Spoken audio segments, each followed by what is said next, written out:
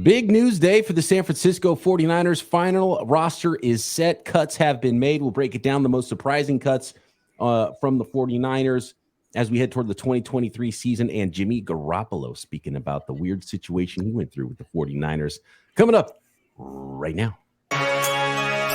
You are Locked On 49ers, your daily San Francisco 49ers podcast, part of the Locked On Podcast Network, your team every day.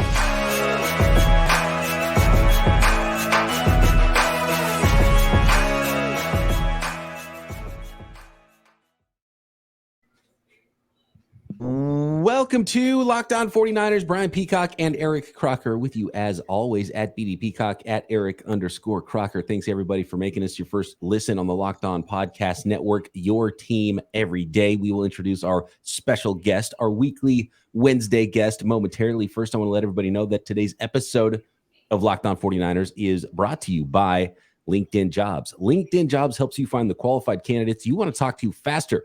Post your job for free at linkedin.com/lockedonnfl. That's linkedin.com/lockedonnfl to post your job for free. Terms and conditions apply. And of course, all you everydayers out there know what day it is, what time it is. It is another Winky Wednesday with our very special guest, my former podcast co-host, my former radio colleague. He is a game show extraordinaire, none other than Mr. Nicholas Winkler. How you doing, Nick? Oh, great, guys. It's a big day. Like you said, man, we're finding out a lot about what this roster is going to look like come week one. It's exciting. Did you guys hear what Kyle Shanahan said about the 53-man roster? No, what he said? He was like, it's not the final 53-man roster. It's just the first 53-man roster. Right, like yeah. it's never ending, which I guess it's true, but like, dude, don't ruin the fun for us, okay? I know. He's not even sure the whole 53-man team will be alive come right, week yeah. one. So you'd be like, you know what? Thing to say. You know, looking at this roster, it's kind of trash. Let's do a different one. Let's change the 53 around. Well, it's funny you mentioned the surprise of who was cut. I think it was more the biggest surprise to me was who was kept. I think there's one that stood out. If you listen to this show, and Wink, I think you agreed. Nick Sakel. There's an infatuation there. They really like Nick Sakel. They must love something about his football acumen, his smarts, his work ethic, whatever it is, because his tape on the field for 2 years now, since he was drafted in the 6th round last year, has been bad. I didn't think he was going to stick around last year, and I don't know how he made the roster over a number of players. Almost all the players I saw that got cut, I would keep them over Nick Sakel, even if you wanted your numbers to be a certain way on the offensive line. There were offensive linemen as well that I would have kept over Nick Sakel, like El Manning, the undrafted rookie, like Jason Poe, the undrafted rookie from last year, or Keith Ishmael. And maybe it's really hard for me to understand what he's doing because you don't see it on the field. And that's just it, the tape, right? I mean, we all watched the games, and it just seemed like every time there was a flag or somebody was hitting the quarterback, it was Sakel's man. Or it was Sakel with the penalty. Like, he looked overmatched, even against second and third stringers. He's a little better as a run blocker than pass blocker, and which sounds familiar because that's kind of the MO for a lot of this, the Shanahan era offensive linemen. You get some of that, right? And so maybe that's it. They're just looking like, hey, we like his run blocking ability, and he's a backup, so whatever. He's a good dude. We like having him around. I don't know. I think it's about time for him to start his coaching career, maybe, but we'll see. He's sticking around one more season. I mean, I'm sorry. Apologies to Nick Sakel and the Sakel family. The tape's just bad. Like, I'm watching him. It's like the 49ers quarterbacks, you couldn't evaluate the rest of the team because he was so bad on the offensive line in those preseason games. You know what I mean? Like, you have to get him off the field so everybody else can have a chance to do what they do, so you can evaluate these guys. So I don't see it at all with him. He's not going to be he hasn't seen the field much for the 49ers, even when he has been on the roster, and he's not a starter or anything like that, but there's surely some of these other names we would have cut, and I'll go through some of those names in a minute. Anything else stand out to you guys? I will say, Croc, going through our 53-man roster, our projection yesterday, I think there was only 2 surprises. That being one of them was Nick Sakel making it, and we thought it would be either Il Manning or Keith Ishmael that ended up making the roster instead, but we got the number right. It was 9 offensive linemen. And then on the defensive side, they kept 8 with Nick Bosa not counting. We had him with 9 defensive linemen. And so T.Y. McGill did not make the team. He got cut. And then at linebacker, we had 5. They kept 6. So Demetrius Flanagan-Fowles did make the roster.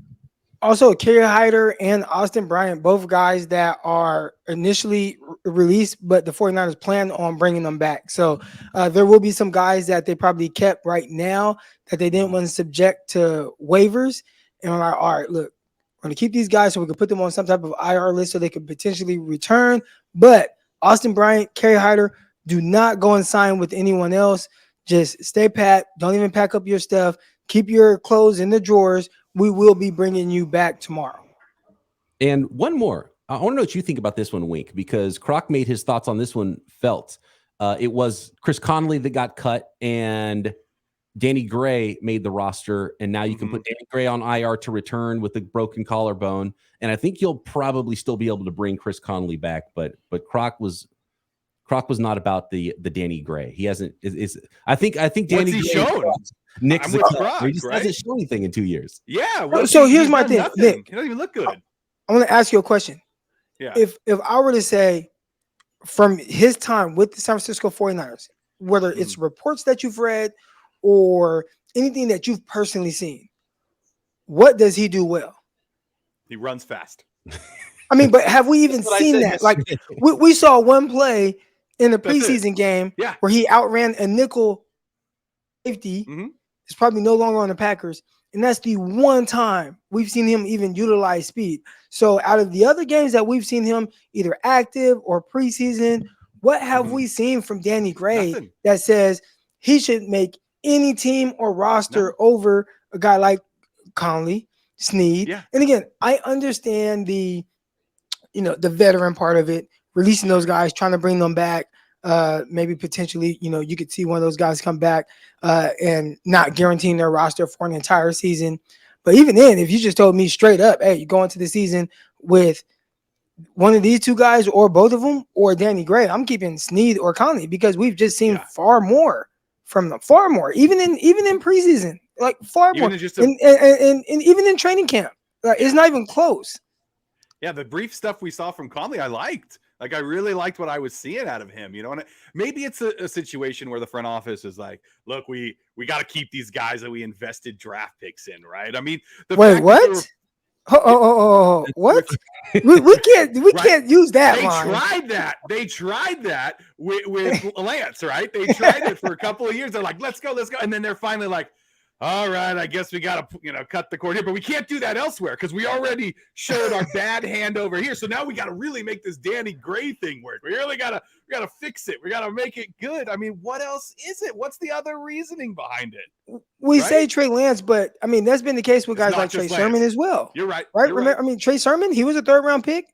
And I want to say they might have even traded up for Trey Sermon, maybe. They did. Yeah.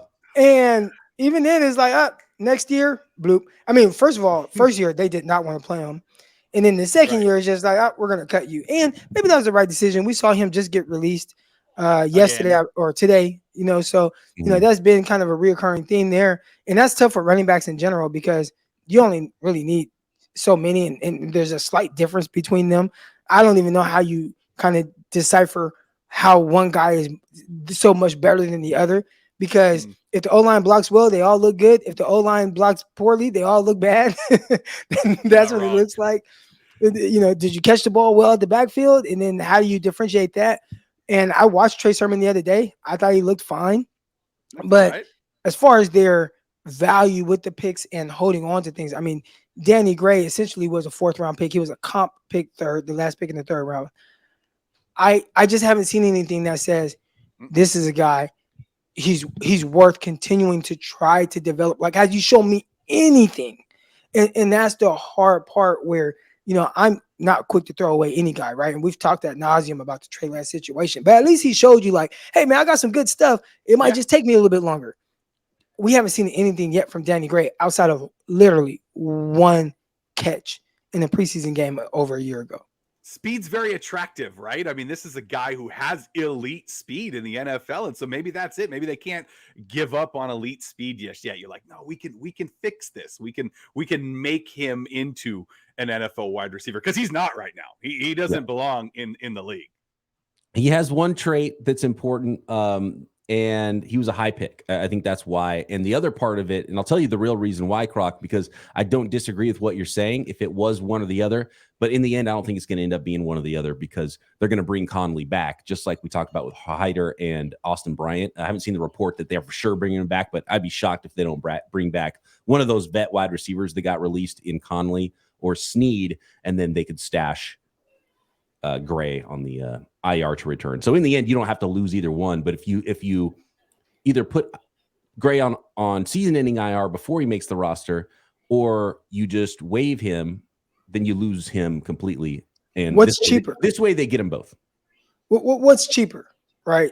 Is it cheaper to just let them go? Well, the other part of that is it's cheaper because what they'll end up doing, and they do this every year, is they bring back those veteran players, but they bring them back after week 1 because then their contract isn't guaranteed for the season, which is just like it feels kind of dirty in a way because it's like you want them on your roster all year. What's the difference? They're not making that much money. It's just not guaranteed instead, But they tried to pinch every penny, and look, they got to sign Bosa, so maybe they need those pennies. But they're going to end up with both of them this way. The other way, they would only have Conley and not Gray. That's the way I look at it. And you think I hate that. I feel like it's like personal. It's not personal with Danny Gray. I'm just from a football standpoint, and you have these other players and they're getting let go. And it's like, man, I've seen more from this guy, more consistency. Mm-hmm. Why? And I mean, just something, right? Like if I ask you, hey man, what does Chris Conley do well? It's like, man, we saw him catch some, a bang 8, skinny post. We've seen him catch dig routes, caught a slant. Man, he caught a go route down the right sideline. He looks good. He was doing it all training camp, like awesome. Hey, what does Danny Gray do? And it's like, well, he ran fast coming out of college. That's it. He did catch a dig when we were there at training camp practice, Croc, didn't he? Oh, he caught a pass in practice? Nice. Yeah. There's another couple plays actually where he was like frustrated. He was like waving his arms in the back of the end zone open and nobody's throwing it to him. Do you think it's a situation with Danny Gray where they're worried that if they do cut him, that someone will scoop him up because of that elite speed, that they won't be? But who cares? This way they get both. What Croc's saying, it doesn't matter, but this way they get both, and so they don't have to even worry about it, and they can continue to try to develop the guy that they drafted in the 3rd round. They liked him enough to do that. All right, we gotta move on to some other issues here on the roster. Not issues, but some other news here with the roster, injury designations. We got PUP, we got IR, and the full list of players that were cut. And of course, Jimmy G's shade toward the 49ers, as some people are calling it. Next. Today's episode of Locked On 49ers is brought to you by LinkedIn Jobs. These days, every new potential hire can feel like a high-stakes wager for your small business. You want to be 100% certain that you have access to the best qualified candidates available. That's why you have to check out LinkedIn Jobs. LinkedIn Jobs helps you find the right people for your team faster and for free. All you do is you add your job to the purple hashtag hiring frame to your LinkedIn profile, spreads the word that you're hiring, and then simple tools like screening questions make it easy to focus on candidates with just the right skills and experience so you can quickly prioritize who you'd like to interview and hire. It's the reason that small businesses rate LinkedIn Jobs #1 in delivering quality hires versus leading competitors. LinkedIn Jobs helps you find the qualified candidates you want to talk to faster. Post your job for free at LinkedIn.com/LockedOnNFL. That's LinkedIn.com/LockedOnNFL to post your job for free. Terms and conditions apply. Okay, here, let me go through the full list of what the transactions that the 49ers moves and initial 53-man roster stuff that the 49ers went through today. Tons of roster moves and hoops that the 49ers had to put players through and different lists. So we'll start with Darrell Luter, 49ers 5th-round pick that we still haven't seen on the field because he started camp on the PUP list, and now he will remain on the reserve/PUP list, physically unable to perform. And since he didn't perform yet in camp and was never activated, then he can be put on the PUP list, which means he's going to be out for at least 4 weeks of the NFL season, and then they can open that window for him to start practicing and be either reinstated to the team or end up converting to IR eventually. So I don't know what the time frame is on Darrell Luter when he's supposed to be back from his knee injury. I don't even know exactly what his knee injury is, but Darrell Luter will not be on the field. He will be on the PUP list to start the season. Then 4 players lost for the season that were placed on injured reserve. So these guys cannot come back. They will not play for the 49ers this season. That is kicker Zane Gonzalez, we hardly knew you. Safety Taylor Hawkins, cornerback AJ Parker, and tight end Cameron Latou, the rookie third rounder, is going to be taking a redshirt year for the 49ers. All four of those players came up injured in the last preseason game, and those guys are now done for the season. And now anybody that the 49ers put on IR, they can designate as a player that could return. So we could possibly see that with someone like Danny Gray. And I did want to say real quick, the injury to Luter, it's a hyperextension. So interesting thing with that, I've seen guys kind of have this hyperextending kind of injury, and they usually come right back. The fact that this has, carried on for so long and he just never had the opportunity, to really practice. I mean, heck, we saw him working on the side of the field during training camp, day one of training camp, day two, and he looked fine. He looked healthy. So I wonder if they just held him out just to say, you know what, we're just hang tight. We're just going to redshirt you this year. And look, there's going to be some more open spots next year. We're going to lose some guys, maybe Thomas, Embry Thomas, or somebody, and there's going to be more opportunity. We'll know more of what we have from Diamador Lenore, so we don't have to kind of play that game with you, and you just kind of step into more of a potential role. It sounds kind of weird saying that out loud, so I don't think that's the case. But in the hyperextension, you see guys do that, and it's like, okay. And then they're usually kind of right back. So I wonder if it's more than just hyperextending his knee. It has to be something a little more because he's been out for, over a month now. And that happened in OTAs. Months. So months. And it'll be at least another month before he's able to start practicing again after week 4 coming off the PUP list. So that's an interesting one. And it's a bad sign if they didn't like him, if it was something where they're stashing him. They didn't think he was good enough right now to even be the 4th corner. That would not be a good sign. So I hope that's not the case. I hope but you hope it's not a severe injury either. So we'll see. We'll see what happens with Darrell Luer. I don't know. And then Cam Latou, I don't know. This probably saved him from getting cut, to be honest with you. I don't think the 49ers are going to take 5. And he was the last of the tight ends that I think played well enough to get kept. If you look at everything from OTAs and especially training camp and then preseason, a little bit better at the end of the preseason, but he is going to meniscus injury, I believe it was, and he is going to be out now for the year for his rookie season. One of the things we've seen, Croc, now with we saw it with Trey Lance, and Kalia Davis actually made the roster, by the way. So he kind of had that red shirt thing last year and has now made the roster and got some limited action in the preseason. So we'll see what he ends up doing for the 49ers. But if you get redshirted your first year and then anything at all goes wrong to start your second year, you don't have a career. You know what I mean? Right. So people forget about you. If I was a player, I'd be, hell no, I don't want to redshirt my first year. I need to start proving something quick or else I'm going to be gone. You talked about the tight ends and, who kind of did what. Braden Willis, he was a guy from just using the eye test. It's like, man, he moves very well. Looks like a legit kind of pass catcher. Obviously, he's not like a speedster, but you see some of the things he does well. We didn't really get to see that on display during the preseason.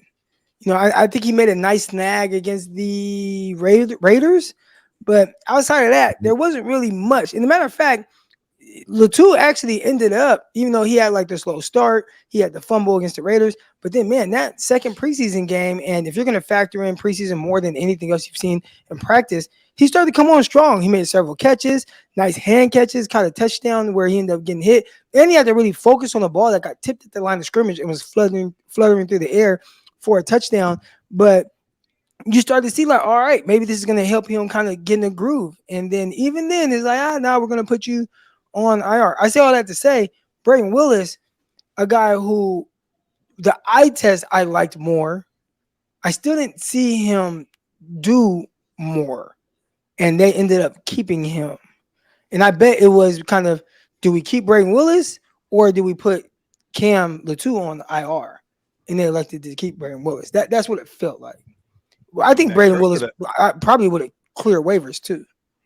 The third round picks, man. I mean, you just look back over the years, and this year, with Letu, and then now with Moody, right? It's like, is he gonna kick? I know they brought in Vizcaino to do a little practice. Maybe they need to get him for week one, and just you keep going back. Joe Williams, like, there's been so many negative aspects with these 40, and we talked about Danny Gray. I mean, it's a rough. Don't get drafted by the 49ers in the third round. Like, it's not great. Yeah, you want to be. You see yourself get drafted by the 49ers in the third round. It's like, dang it. Yeah, you want to be a day. One more round, and that would have been good. Right. Anybody else? The seventh rounders all made it. Ronnie Bell made it. Yep. Jalen Graham made it. Braden Willis made it. I mean, that's a good showing for the seventh rounders here. And you know what they all have in common is they all came correct as far as mindset. It wasn't too big for them. Physicality, right? So they met the intensity of the NFL, and it looked like they belonged right away. I think, which is huge for any rookie coming into the league. Not only did they all make it, you feel confident about the fact that they made it, right? Whether it's Graham or Bill, and even some of the other guys, the winners, Bill ended up making it.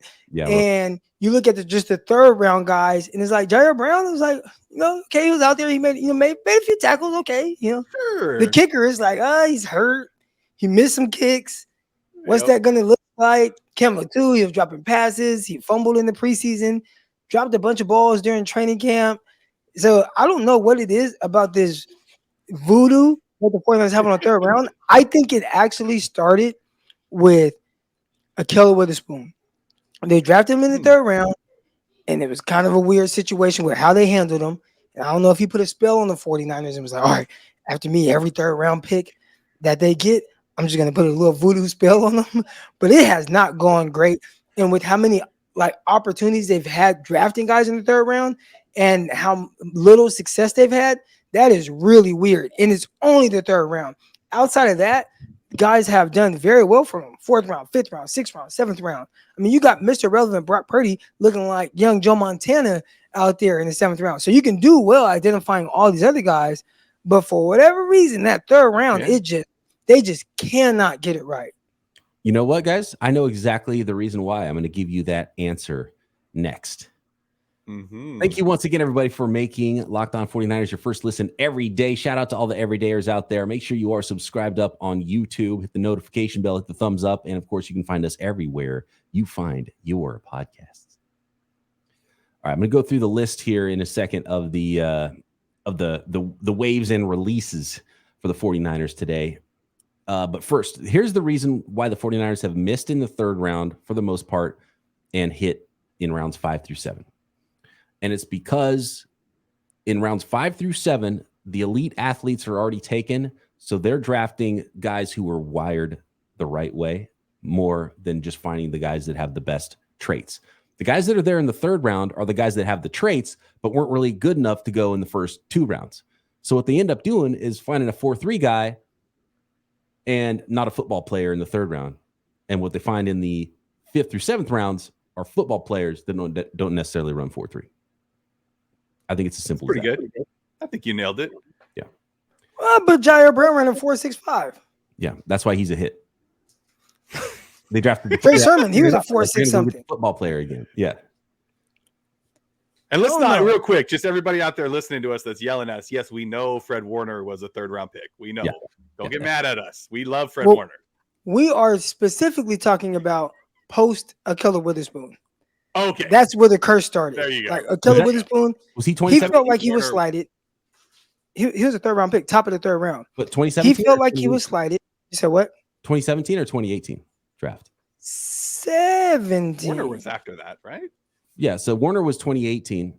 So, Ahkello. No, but it was after Ahkello Witherspoon left. So, it was more so of, you guys going to do me wrong? Okay, I'm going to put a spell on you guys. Boom. I see what you're saying. Nailed it. Okay. That's the one. Yeah. Oh, so it was after that mean that Trey Lance is putting a spell on the 49ers first round picks now? I think there's already kind of a spell in the first round. Thomas do that? You're right. Outside of the obvious Nick Bosa, which I'm not gonna lie, I am on record as saying I would not have minded them drafting the kid out of Alabama, Quentin Williams, right? Yeah. So if I actually kind of was like, they might take Quentin Williams. He's been good. I think he just made All-Pro. And if you watch Hard Knocks, he looks like a superstar. Yeah. He is not Nick Bosa, But I think of the defensive tackles, he's kind of entering that realm of his career. But even outside of that, I mean, like, it was hard to get that wrong unless they would have did like the Raiders and drafted Cleveland Farrell. Quinnen Williams just signed, I think, a contract that makes Big him one. the second highest paid defensive tackle in the league, only behind Aaron Donald. Yeah, no, he's paid. So that would have been a good pick. But that was kind of the gimme with Nick Bosa. Outside of that, it's like they kind of struggle a little bit. Mm-hmm. Especially with some of the high picks that they've had, where it's like, well, how do you get this wrong? Here are the players the 49ers cut today.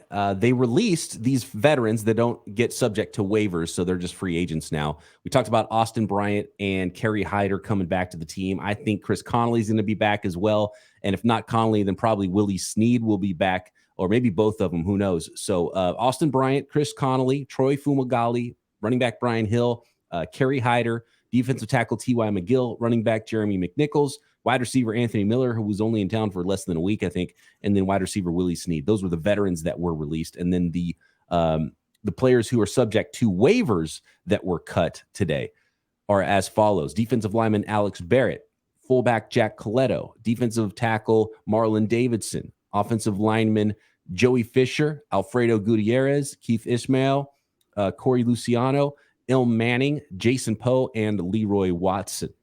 Safety Miles Hartsfield, cornerback Deshaun Jameson, safety Quantrez Knight, wide receivers Tay Martin and Isaiah Winstead, linebacker Marcelino McCrary-Ball, linebacker Curtis Robinson, and cornerback Trace Willing. So those were the ones that were waived.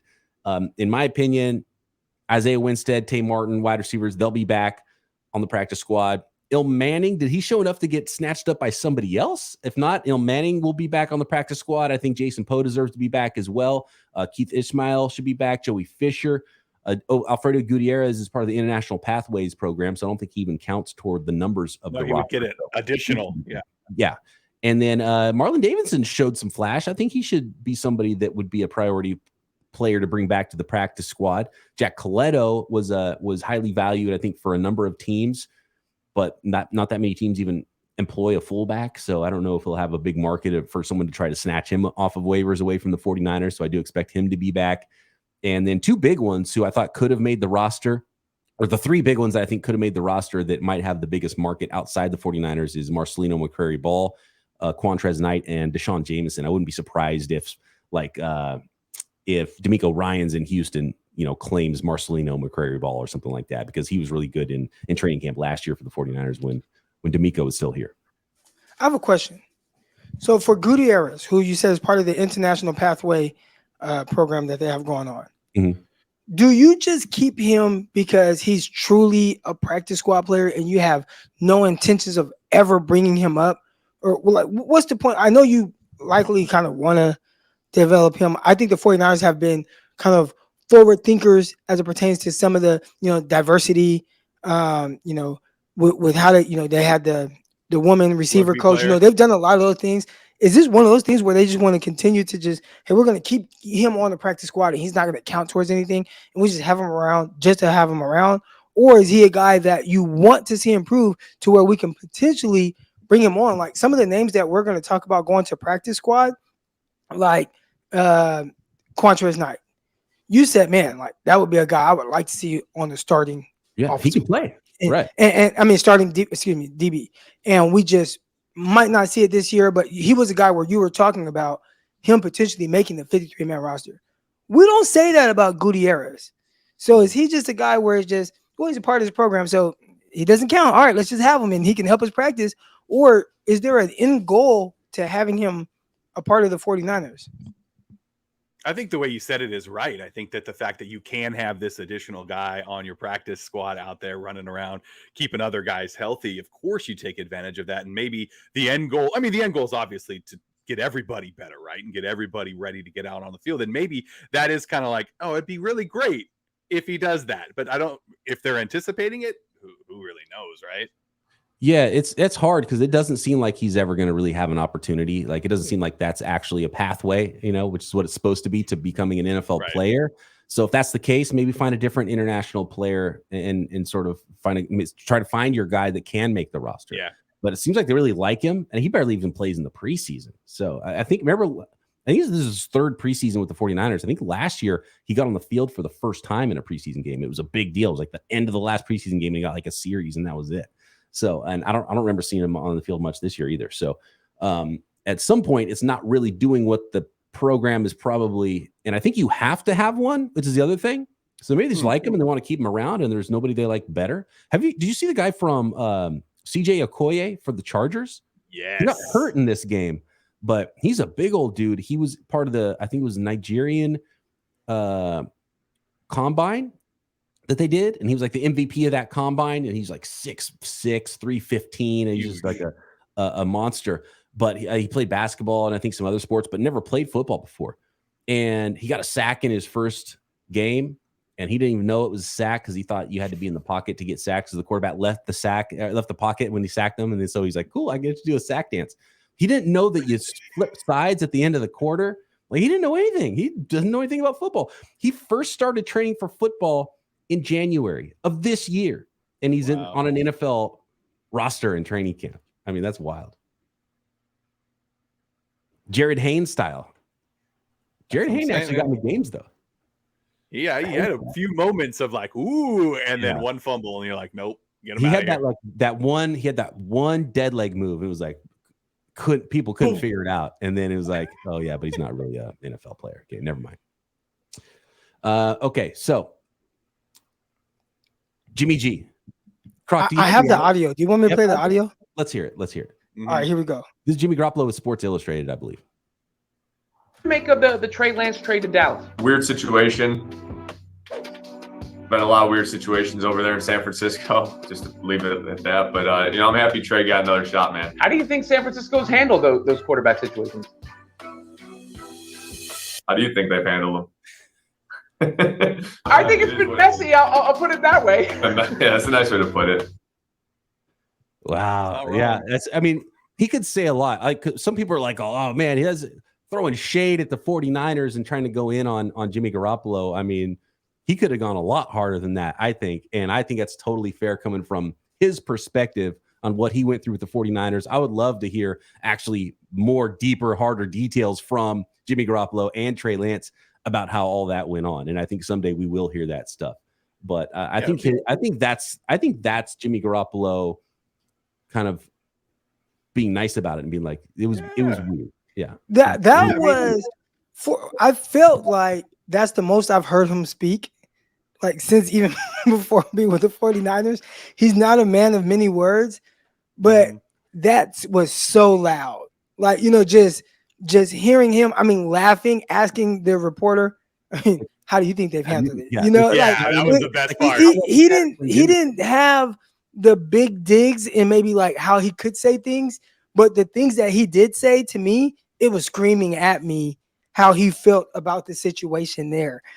So it was funny to hear, cool to hear, but also Kyle was kind of hearing it about just the overall situation of his handling of quarterbacks from a lot of different areas. And I don't know. I mean, he's the way Kyle, he's a good coach, but he might not be a good manager.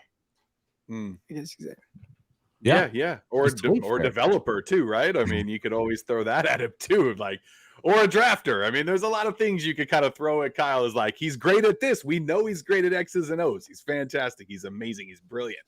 But is that it? Like, is that what he's great at? And he's kind of like, whatever, and everything else. I don't know.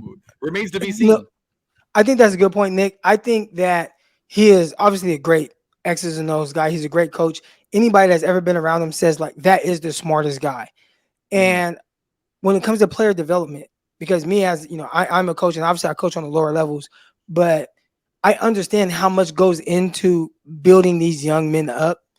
And I think he's just better off if you come to me ready to go. If you come ready to go, like George Kittle was, and he was willing to trade away Vance McDonald, right? Like Fred Warner was, and they were like, all right, Reuben Foster, you're out of here. And it's fine because this guy number 48 that's coming as a rookie, we put the green dot on his helmet right away. If you are one of those guys, the way you come to him where you're just ready to go and execute the way he wants you to, then he will get you in a winning type. He'll get you to play winning football. The guys that he has to, they're unseasoned chicken, and he has to put a little seasoning on it. I think he struggles with exactly how much seasoning he needs to put on, or maybe he's cooking it a little, he wants to take it out the oven too soon. And it's like, no, you got to leave it in the oven just a little longer. Yeah. And I think he's like, no, I want to take it out right now because this is how I do it. I think he's somebody that wants to just pop it in the microwave and put it on 2 minutes, as opposed to, slow cooking those ribs for several hours. Yeah, you got to bring in the rotisserie chicken from Costco that's already cooked, already seasoned, ready to go. Yep. Then he'll make you like a real nice salad with it. He will make that meal excellent. But if he has to cook the rotisserie chicken, it feels like he struggles with that. So Brock Purdy, we look at Brock Purdy in this situation. Brock Purdy came in. Brock Purdy, he's that rotisserie chicken. He was ready to go. Yeah. Like, dude, I played a lot of games at Iowa State. I started a lot of games. I've gone through everything. I was the leader. I got this moxie about me. Whatever you need me to do, man. Hey, this plays right into my role. I'm ready to go. So he looked at that and said, Purdy, are we worried about the arm fatigue? Not throwing at practice today? You guys Nah, I'm not worried about it. Not worried at all. You sure? You know what? I'm just not ready to go through arm fatigue again.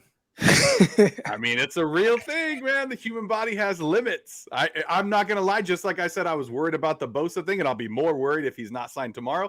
I'm a little worried about the Brock Purdy thing. That was pretty big surgery that he had, right? He didn't do a whole lot of throwing, and the ramp up, maybe they ramped it up too soon. Like, I'm concerned is all I'm saying.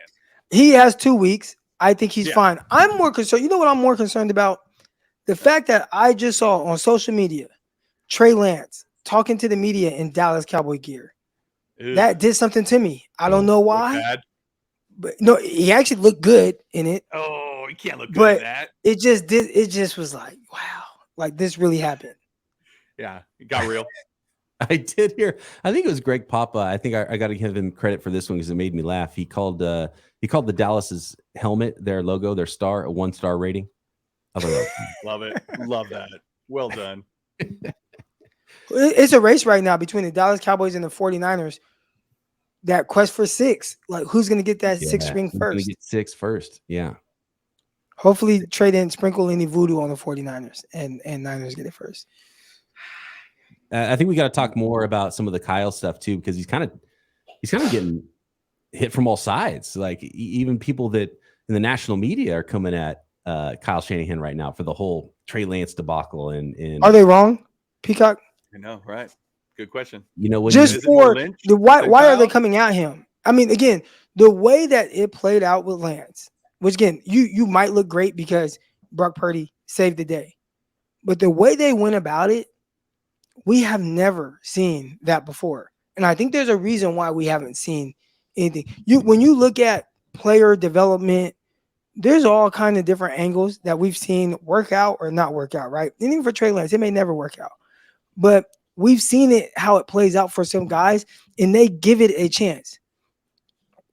The way that this played out, and not even just with Trey Lance, with the way they acquired Trey Lance, with having a guy like Jimmy Garoppolo, who, before he left, went to multiple NFC championship games. And it was very clear when he plays, you win games, regardless of if it's him or not. When he plays, you win games. And I think that's why Jimmy Garoppolo was like, well, it's weird over there. It's like, look, I was there. I was a leader.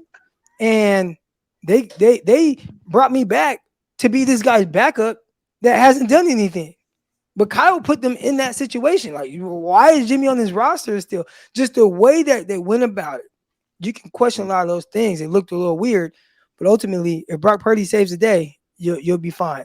But he better really take care of Brock if this works out. I'll give you my thoughts on that on the next episode of Locked On 49ers. But Wink, you're kind of right, Wink. It's like Garoppolo just talked about the weird situation, and now there's a little arm fatigue. It has to be weird, right? It has to continue to be weird at quarterback. Trey was traded, and it's like, oh, okay, now it's kind of going to be normal.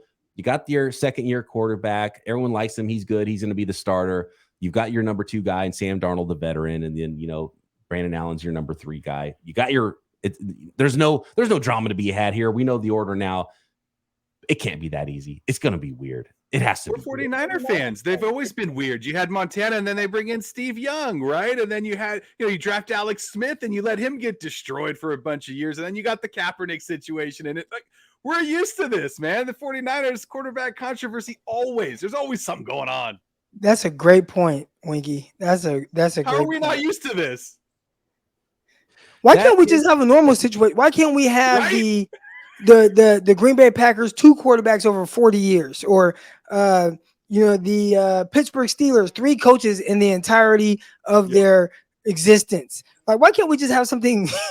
And that's not as normal, but it's more normal than what the 49ers have dealt with at the quarterback position. Can we just please, Brock Purdy, please just be the guy? Because if Brock Purdy's not, this will be a never-ending cycle. And Sam Darnold will start week 1 next year. Oh, my God. I can't wait for Sam Darnold versus Kirk Cousins next training camp. That's going to be a fun one. Oh, yeah. It's coming. All right. It is coming. That is Nicholas Winkler. You can find him at Bay Area Wink on Twitter. Of course, Croc and I will be back tomorrow as we do it up every day here on Locked On 49ers. Talk to you then. See you. Subscribe to this video.